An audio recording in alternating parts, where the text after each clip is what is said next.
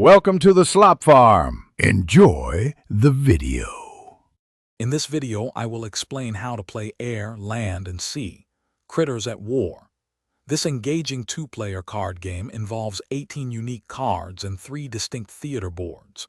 Your primary goal is to strategically deploy your critters to win at least 2 out of the 3 theaters, or skillfully compel your opponent to retreat. Each card features a power value from 1 to 6 and a special ability, adding depth to every decision. Let's dive into how to set up your first game.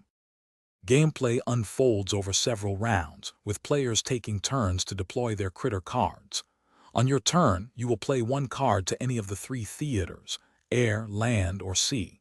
You can play cards face up to use their special abilities and power, or face down for a power of 0, keeping their ability hidden. After playing, you draw a new card, always maintaining a hand of 3. This continues until all 12 cards are played. Winning a round involves securing at least 2 out of the 3 theaters. You win a theater by having a higher total power value from your critter cards than your opponent. If you successfully win 2 theaters, you immediately claim victory for that round.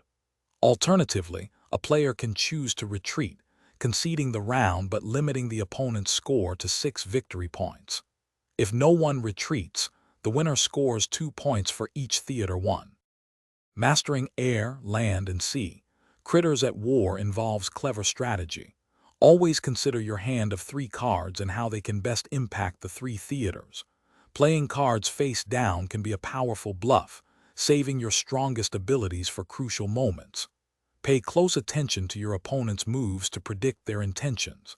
Deciding when to retreat is also a key tactical choice, potentially minimizing your point loss in a challenging round.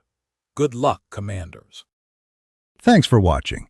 Consider subscribing if we helped you today.